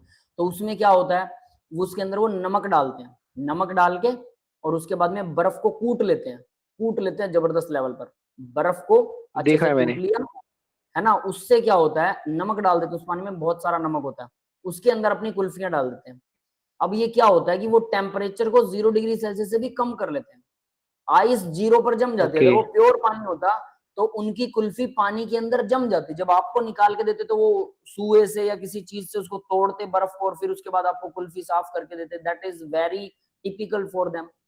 इसकी बजाय उन्होंने क्या हम्म। किया कि बर्फ वाला पानी जिसमें नमक मिला लिया और उसका टेम्परेचर 0 से भी माइनस में कर लिया, और उसके चारों तरफ एक कपड़ा लपेट लिया, ताकि धीरे धीरे टेम्परेचर बढ़ेगा, कोई बात नहीं उनको, लेकिन वो 0 के आसपास रहे, है ना। तो उससे उनको फायदा ठीक है। क्या है कि लिक्विड में, अब आपको अगर उसको कुल्फी निकाल के देनी तो लिक्विड में से निकाल के देगा, लिक्विड पानी में से, जबकि उसका टेम्परेचर 0 से भी हम्म। कम है, उसकी कुल्फी भी नहीं जमेगी, वो फंसेगी भी नहीं पानी के बर्फ के अंदर, आइस में वो कुल्फी फंसेगी नहीं, हम्म। वरना उसको निकालना मुश्किल हो जाएगा। हम्म। आप सोचो, आपने एक आइस ली, आइस को पानी में रख दिया, पैक करके किसी हम्म। डब्बे में, बॉक्स में पानी में रख दिया और उसको फ्रीजर में रख दिया, पानी जम गया, आपकी आइस उसमें फंस गई, आपकी जो कुल्फी है, जो आइसक्रीम है वो उसमें फंस गई, होगा ना, वो जमी तो रहेगी लेकिन वो फंसी Yes, sir. रहेगी। अब आप उसको निकालोगे कैसे? तो इसकी बजाय आपको 0 से भी कम डिग्री सेल्सियस वाला पानी चाहिए जो लिक्विड ही रहे, बर्फ ना जमे। तो इसके लिए वो पानी में बहुत सारा नमक मिला देते हैं, और वो उनका बॉक्स तो आइसक्रीम वाला बॉक्स तो बंद होता है, तो उसमें तो नमक जाता नहीं है, तो जैसे आपको कुल्फी देनी उसमें से निकाल के देते हैं। तो ये वो एक बहुत अच्छा यूज है इसका, कि हम पानी का टेम्परेचर माइनस में कर लें लेकिन वो लिक्विड ही रहे, माइनस में होने के बावजूद भी वो लिक्विड रहता है। समझ गए? तो हम एक चीज -10 कह सकते हैं कि नमक जो है वो बर्फ बनने नहीं देता, मतलब वो उसका पानी का टेम्परेचर तो लो कर देगा लेकिन बर्फ नहीं बनने देगा। हाँ, डिप्रेस, फ्रीजिंग पॉइंट को डिप्रेस कर देता है नमक, फ्रीजिंग पॉइंट को डिप्रेस कर अच्छा देता है। सर, इस लाइन का समझ मतलब गए? क्या होगा, फ्रीजिंग पॉइंट को डिप्रेस देगा, मतलब दबा हाँ, देगा। कम कर देगा। 0 डिग्री पर पानी बर्फ बन जाता है, लेकिन अगर आपने नमक मिला दिया तो वो, हाँ, मान लीजिए 10 ग्राम 20 ग्राम नमक मिला दिया 1 लीटर में, तो उसका टेम्परेचर -1 हाँ। -2 चला जाएगा। अगर आपने ज्यादा मिला दिया, वो ओहो, -20 डिग्री सेल्सियस तक पानी को पानी रखेगा, लिक्विड फॉर्म में रखेगा, बर्फ जमने नहीं देगा। सही है, सही -20 है। डिग्री सेल्सियस, बहुत बड़ा डाटा है, -20 अच्छा, डिग्री सेल्सियस। हाँ, और सर इसके एक मुझे आया भी कि अगर मैं बर्फ लेता हूँ, उसके अंदर नमक मिला दिया मैंने, किसी नमक पानी है, नमक पानी का मैंने वो बना दिया बर्फ, कुछ बना होगा, और जब मैं उसे पानी में डालता हूँ तो बर्फ तैरती है। वो तो वैसे भी तैरेगी बेटा, पानी में तो हमेशा बर्फ तैरती है, उसकी डेंसिटी कम होती है पानी से। हाँ, लेकिन कभी क्यों? कभार सर मतलब बर्फ जो होती है वो डूब सी जाती है, मतलब अगर ज्यादा तेल डालूंगा तो, लेकिन वो वाली नहीं डूबती। नहीं, क्या कह रहे हो, ऐसा नहीं होता, बर्फ कभी नहीं डूबती। What are you saying?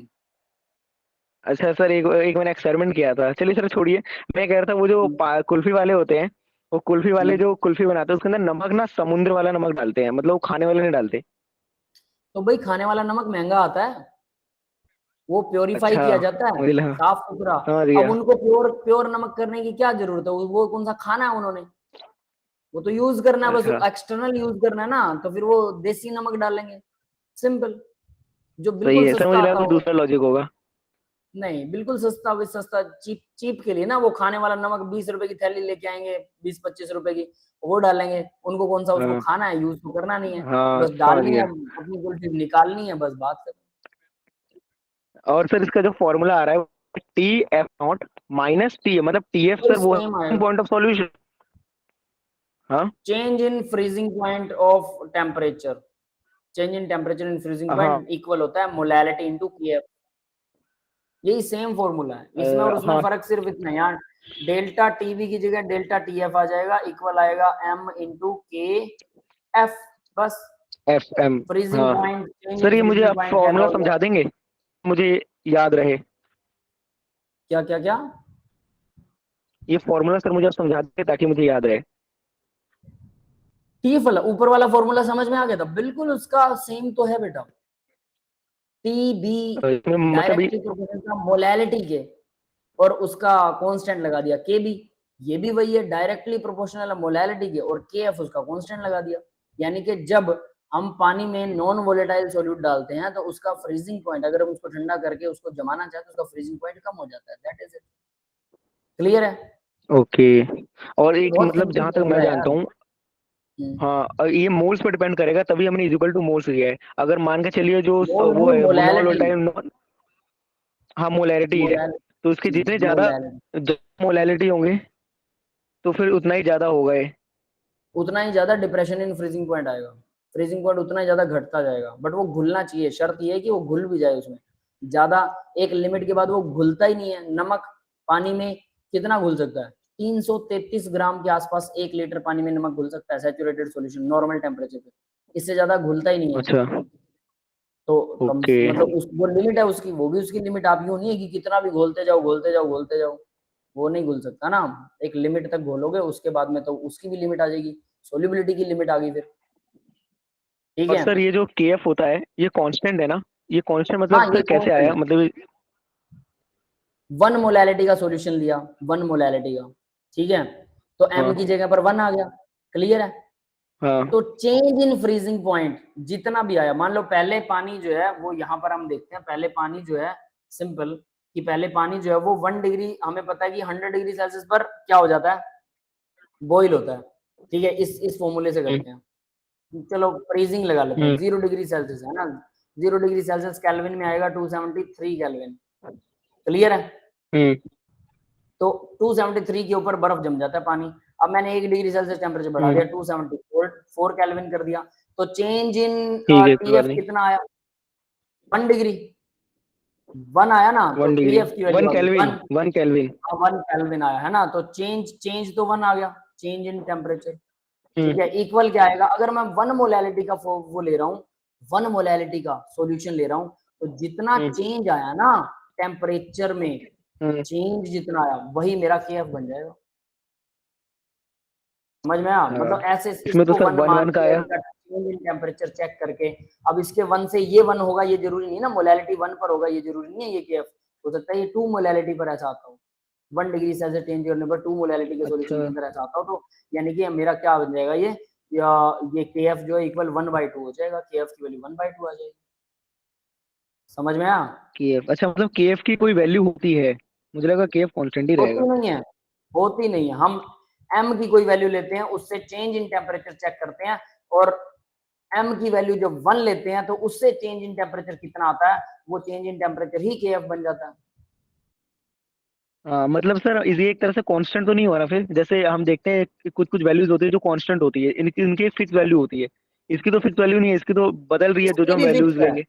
इसकी भी फिक्स है, अगर हम सिर्फ पानी के लिए देख रहे हैं तो पानी के लिए हमेशा इसकी वैल्यू फिक्स है, 0.52 होती है टीबी की वैल्यू और 1.86 होती है केएफ की वैल्यू, या मैं उल्टा बोल रहा हूँ 1.86 मुझे होती ध्यान है नहीं है। केएफ की वैल्यू। हाँ शायद मैं उल्टा बोल रहा हूँ, मुझे पूरा ध्यान नहीं है, कोई ये नहीं, याद भी नहीं मैं करना मैं होता, वेरीफाई अकाउंट कर इज लूंगा। Not for the learning data, but मुझे बस याद रहेगी ये 0.52 और ठीक है, 1.86 होती है पानी के लिए, और ये हमेशा फिक्स रहेगी। ठीक है, हम्म। ओके। और सर एक इसमें कॉन्सेप्ट है, जैसे मान के चलिए ऑस्मोटिक प्रेशर, तो वही होता है ना सर कि कितना मतलब मूवमेंट हो रहा है परवियल मेम्ब्रेन के थ्रू, जो प्योर सॉल्वेंट वाला साइड है उससे सॉल्यूशन की साइड से, मतलब लेस कंसंट्रेशन सॉल्यूशन से मोर कंसंट्रेशन सॉल्यूशन की तरफ। हाँ, लेस से मोर की तरफ सोलवेंट जाते हैं, और थ्रू द मेम्ब्रेन, मेम्ब्रेन जरूर होनी चाहिए, वरना वो नॉर्मल वाला काम करेंगे, कि मान लीजिए यहाँ पर हमारे पास एक पार्चमेंट मेम्ब्रेन है या कोई भी मेम्ब्रेन है जिसके अंदर होल्स हैं जो सेमी परमिएबल है, मतलब कुछ चीजों को पार जाने देती, कुछ को नहीं, तो यहाँ पर अगर हाई कंसंट्रेशन सॉल्यूशन है, यहाँ लो कंसंट्रेशन सॉल्यूशन है, जनरली कंसंट्रेशन हाई से लो जाता है जनरली, लेकिन ओस्मोसिस यस में सर, अगर मेम्ब्रेन यही है सर तो लो डाउट से आया था हाई मुझे। जाएगा, लो से हाई जाएगा, यही है ओके ओस्मोसिस। सर, लेकिन ऐसा क्यों है सर? नेचर में तो हमारे यहाँ कोई भी चीज देखिए हाई से इसका लो रीजन जाती है, बताता कोई हूँ, चीज। सोल्यूट के मॉलिक्यूल इधर आ ही नहीं सकते, क्यों, क्योंकि हाई कंसंट्रेशन और सेमी परमिएबल मेम्ब्रेन सिर्फ सोलवेंट को ही जाने देगी, सोल्यूट को नहीं जाने देगी, ये बात समझ में आ गई। ठीक है, मेम्ब्रेन ठीक है, सोलवेंट यानी पानी को, मान लो पानी और चीनी का घोल है, पानी और चीनी का, मेम्ब्रेन पानी को तो ठीक है, पार जाने देती है, ठीक है, चीनी को नहीं जाने देती, तो आपके पास लेकिन एक चीनी को मेम्ब्रेन है नहीं जो जाने चीनी को देगी। पार नहीं जाने देती। हम्म, अब क्या हम्म। होगा, अब क्या होगा कि जब यहाँ हाई कंसंट्रेशन वाले सॉल्यूशन में पानी इधर जाना चाहेगा, जाना चाहेगा ना, आप कह रहे हो हाई से लो में जाएगा, बिल्कुल जाएगा, पानी इधर जाएगा, जाना हाँ, चाहता है, लेकिन चीनी हाँ, उसमें घुली हुई है, चीनी ने उसको पकड़ के रखा है, समझ में आया, चीनी को और पानी चाहिए, चीनी को तो पानी ज्यादा चाहिए, और अच्छा, पानी उधर जाना चाहता है, तो उधर तो पानी को चीनी जाने नहीं देगी, चीनी खुद जा नहीं सकती, पानी को जाने नहीं देगी, तो फिर क्या होगा, चीनी पानी को दूसरी हम्म, तरफ से इधर अट्रैक्ट करेगी, क्योंकि पानी तो इधर आ सकता है ना, तो उसकी जो होल्स के अंदर हाँ, जो पानी फंसा हुआ है उस पानी को ऐसे पकड़ पकड़ के चीनी इधर खींच लेगी, यही होता है, अच्छा, इसलिए लो से हाई कंसंट्रेशन में ओके। पानी अपने आप फ्लो होना शुरू हो जाता है। लो से हाई में तो चीनी खींच लेगी, जो सॉल्यूट होगा वो अट्रैक्ट करेगा, प्रेशर लगाएगा, राइट? हाँ, पानी को खींच लेगा, लेकिन सर उनके बीच में force high, of attraction, van der Waals force of attraction की वजह से ऐसा होगा। सर ये van der Waals, London force, dispersion force, ये मुझे केमिस्ट्री के कॉन्सेप्ट क्लियर ही नहीं होते क्या है, मतलब ये लंदन, वंडरवॉल, बेटा ये डिस्पर्जन। +1 में आई थी सारी की सारी, 4-5 फोर्सेस ऑफ अट्रैक्शन है, ठीक है, आप +1 के अंदर मैंने फोर्सेस ऑफ अट्रैक्शन के नाम से मेरी बिटली लिंक पे जाइए, वहां पर स्टेट ऑफ मैटर वाले लेसन में पहला लेक्चर ही है, उसके नोट्स डाउनलोड कर लो, बिल्कुल सिंपल अच्छा, सी चीज है, और अगर नोट से ना समझ में आए तो एक ठीक बार है, लेक्चर सुन लेना, आधे घंटे का, एवर लेक्चर फॉर एवर हो देखेंगे। जाएगा फर्स्ट टाइम में। ठीक है, ठीक ये है, आपकी मंजीत सर से नाम नाम से है ना सर? हाँ, मंजीत सर के नाम से बिटली लिंक मिलेगा, bit.ly/मंजीत सर। ठीक कोई है, नहीं। आप जिस भी तो ग्रुप वैसे में, तो आप मैं यूट्यूब सभी पे ग्रुप फेमस में हो, मैं एडमिन यूट्यूब से ही हूँ, देख लूंगा। सभी ग्रुप में एडमिन हूँ, तो वहां से वैसे भी आपको मिल जाएगा, किसी न किसी ग्रुप में मिल जाएगा। ठीक है। और इसका ठीक जो है, फॉर्मूला होगा वो pi is equal to C R T है। अब पीवी इक्वल एनआरटी लिख लो यार, ये याद करो, पीवी इक्वल एनआरटी होता है ना, पीवी इक्वल एनआरटी। ये क्या होता है? आइडियल ये गैस। सुना सुना लग रहा है, किसका होता है? आइडियल आइडियल गैस गैस का या फॉर्मूला है। तो पीवी की जगह पर हाँ। आपको पाई लगाना, बस पाई मतलब ऑस्मोटिक प्रेशर। पी की जगह, सॉरी, पी की जगह पर पाई, पाई वी इक्वल एनआरटी, बस बन गया ऑस्मोटिक प्रेशर वाला। ये पाई जो है वो ऑस्मोटिक प्रेशर है, पता नहीं, प्रेशर मेरी ही है मेरी बट ऑस्मोटिक प्रेशर। मेरी कॉपी में sir pi is equal to C R T लिखा है। हाँ, तो सीआरटी बताता हूँ कैसे बनेगा, आपकी कॉपी में जो लिखा है वो सही है। अब देखो, pi equal N by V लिख दो इसको, वी को इधर ले आया, आर टी। एन क्या? नंबर ऑफ मोल, वी क्या? Volume. Number of mole divide अच्छा, by volume of solution volume, क्या होता है? कंसंट्रेशन, यानी कंसंट्रेशन, मोलैरिटी होती है, तो concentration into RT, C R T. That's all. आ सही गया है। आप सीआरटी। आपका वाला ज्यादा अच्छा रहेगा, मेरा वाला? एक ही बात है बेटा, बस वो मैंने दो फॉर्मूले क्यों याद करूं, मुझे पता है वो pi V equal NRT, P V equal NRT बहुत आसानी से याद होता है। हम्म। तो उसी से, उसको देखते ही, शक्ल देखते ही मुझे वो सी याद ठीक आ है, यही कर जाता लेगा। है, एन बाई वी जो होता है वो सी होता है, मुझे पता है।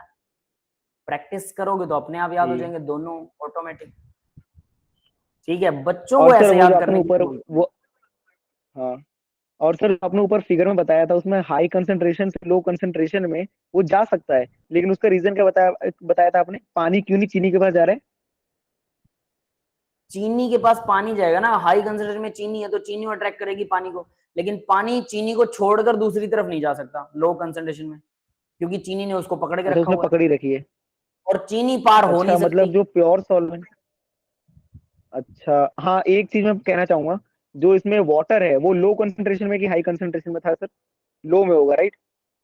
वाटर को आप कैसे कह सकते हो बेटा, वाटर तो प्योर है ना, कंसंट्रेशन तो वाटर हाँ। के से ही बनेगी सॉल्यूशन में। ये मान लीजिए, यहाँ पर आप पानी में ज्यादा चीनी मिला दीजिए, यहाँ पर पानी में कम चीनी मिला दीजिए, तो कम चीनी वाला जो हम्म। पानी है वो पानी दूसरी तरफ जाएगा, ये हाई कंसंट्रेशन है। या फिर प्योर पानी भी मिल सकते हैं यहाँ पे, प्योर पानी अगर है तब भी वो दूसरी तरफ जाएगा, और अगर लेस कंसंट्रेशन है हाँ, तब भी वो दूसरी तरफ जाएगा, हाई की नहीं, तरफ। मतलब मैं यही कह रहा था, जो पानी है वो लो कंसंट्रेशन में प्रेजेंट है, राइट? हम्म।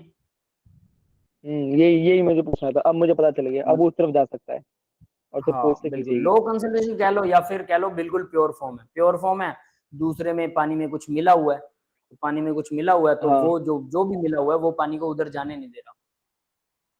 और सर इसमें एक रिवर्स क्लियर है? ऑस्मोसिस है, ये मतलब कह रहे हैं, ये रिवर्स ऑस्मोसिस में ये कह रहे हैं कि जो प्रेशर अगर रिवर्स ये सॉल्यूशन साइड से ओस्मोसिस, अप्लाई मेरी बात हो। सुनो, ओस्मोसिस सुनो सुनो, ओस्मोसिस समझ में आई ना?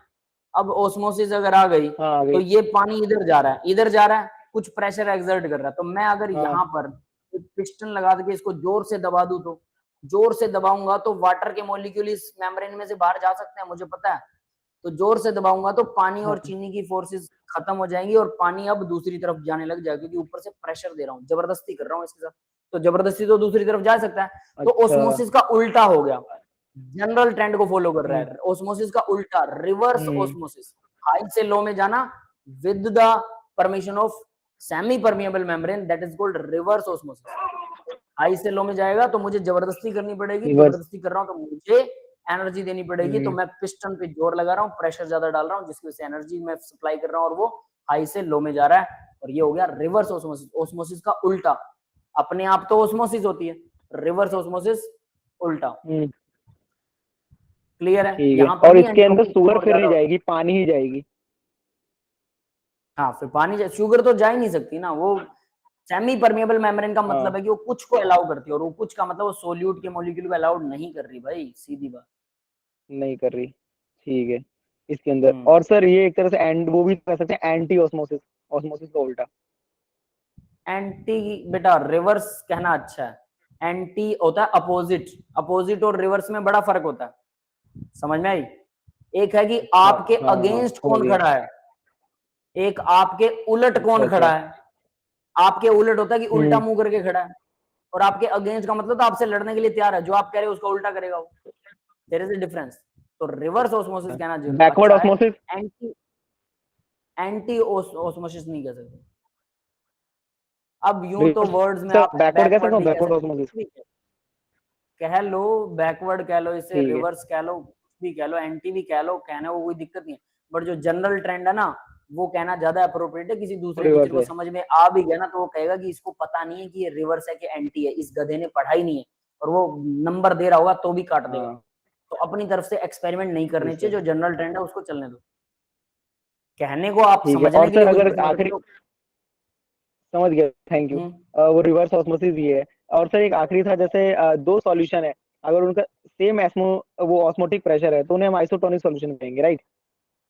यस, और उनका जो आइसोटोनिक पाई वन होगा ऑटोमोटिव वो प्रेशर। पाई टू, और पाई वन पाई टू बराबर। हाँ, पाई 1 पाई 2 बराबर होंगे, बिल्कुल।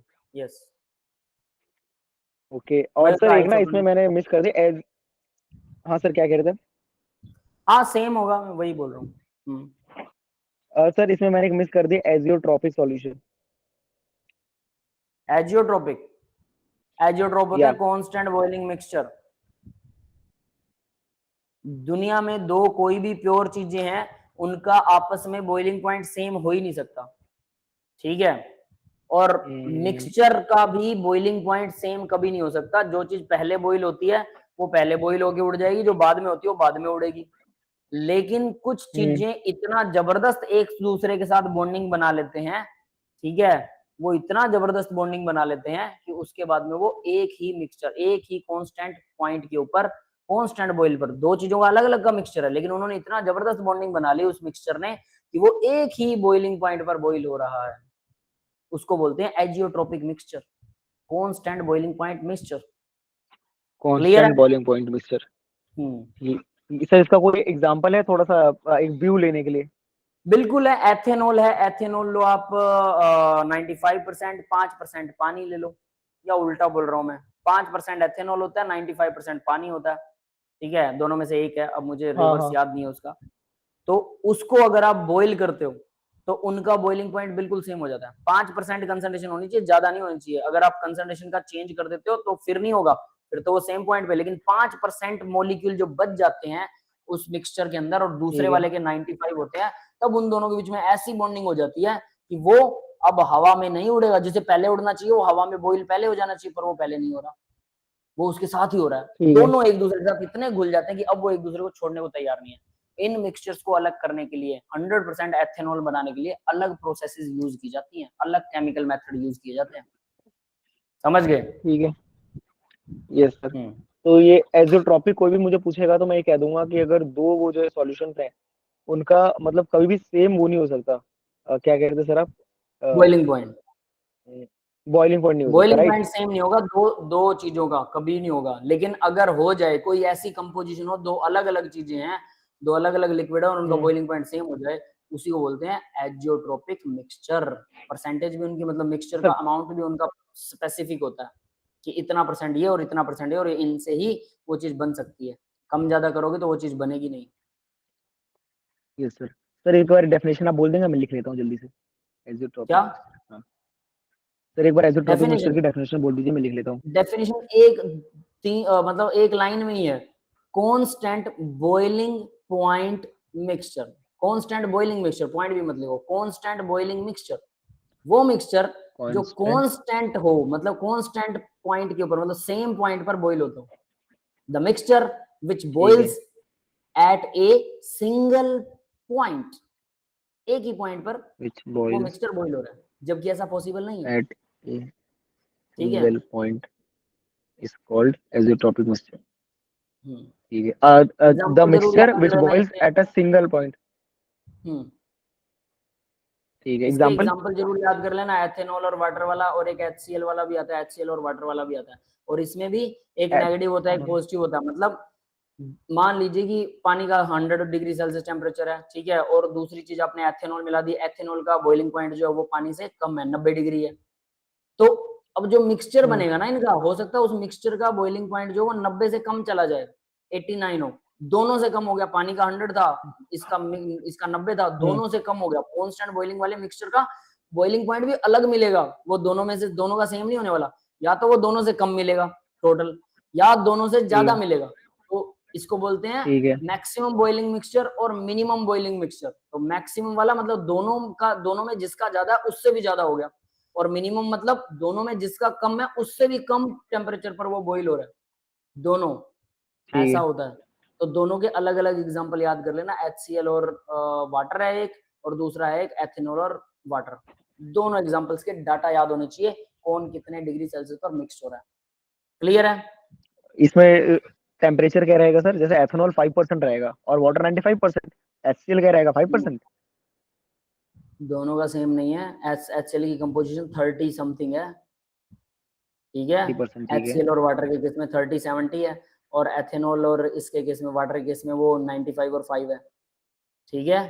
तो याद करना पड़ेगा, अच्छा, ये डाटा याद नहीं ठीक है। करना पड़ेगा, सबका अलग अलग है, ये एक्सपेरिमेंटल है, हम इसके लिए कोई लॉजिक नहीं है अपने पास, ठीक है। क्यों इतना क्यों हुआ? आई थिंक मैंने लिख, अच्छा हाँ लिख रखा है सर शायद मैंने, ये एग्जांपल गलती से लिख लिया था मैंने, H2 68% है। ठीक है, यही है जो क्या? भी एग्जांपल आपने लिखे उसको याद कीजिएगा, वो डाटा याद करना बहुत जरूरी है, ठीक है। चलो मैं रिकॉर्डिंग बंद कर रहा ठीक हूँ, है। एनीथिंग एल्स तो आप डिस्कस कर सकते हैं, कोई दिक्कत नहीं है।